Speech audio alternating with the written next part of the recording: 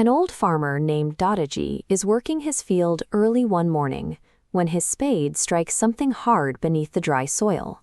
He clears away the dirt to find an ancient earthen pot, weathered, unremarkable, and completely empty. Disappointed by the empty vessel, Dadaji mutters a wish for the pot to be filled with gold and silver. In an instant, the interior of the jar begins to glow, and a heavy mass of gold coins and jewelry materializes inside. Dadaji takes the artifact home to test its boundaries with a deliberate request. He asks specifically for ice-cold water. Within seconds, the pot fills to the brim with chilled water. Whether the request is wealth or physical comfort, the vessel translates verbalized intent into immediate physical matter. The village where Dadaji lives faces significant hardship, exemplified by the local children playing in the dirt with a single shredded ball. Rather than hoarding the gold, Dadaji begins using the vessel to address these local needs. He wishes for proper equipment, and the artifact immediately generates new toys and sports gear. He then applies this approach to the village infrastructure, requesting a replacement for the collapsing school. The dilapidated structure is instantly replaced by a modern, fully equipped schoolhouse. When the user's intent branches out to support secondary nodes, representing the community, the energy flow remains stable. This outward distribution keeps the system in equilibrium, allowing the village to improve without causing the vessel to fail.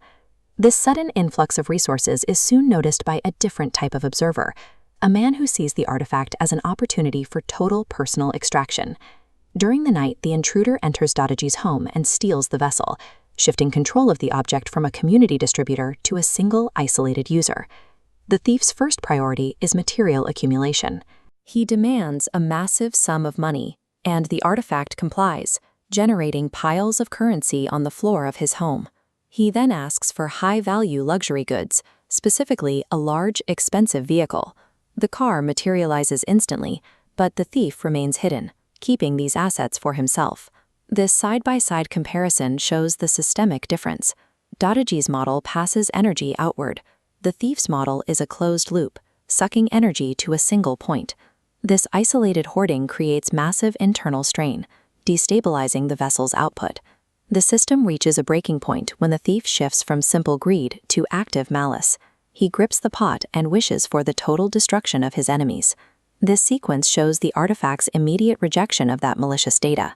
The vessel flashes with an unstable light before imploding and vanishing entirely. A total systemic reset follows. The money, the luxury vehicle, and the pot itself evaporate, leaving the thief back in his original state of poverty. The artifact contains a hard-coded failsafe. When exposed to destructive intent, it is programmed to neutralize its own presence and strip the user of every asset it previously provided. The following morning, Dadaji is at the local temple, grieving the loss of the resource that had helped his neighbors. Suddenly, the temple is filled with light as a divine entity appears. The entity holds the earthen pot and places it back into Dadaji's hands.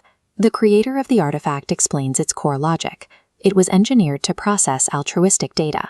It remains with Dadaji because his requests matched the vessel's original programming. The vessel functions as a moral mirror, reflecting the intent of whoever holds it and amplifying that nature back into the world.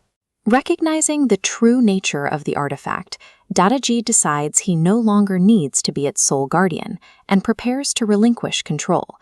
He makes a final request, programming the vessel to seek out users who engage with this story by liking the video and subscribing to the channel. The earthen pot glows with a warm light and rockets upward into the night sky, leaving the physical world to seek a new user. The vessel is now active in the digital landscape, waiting for the specific engagement required to trigger its next manifestation.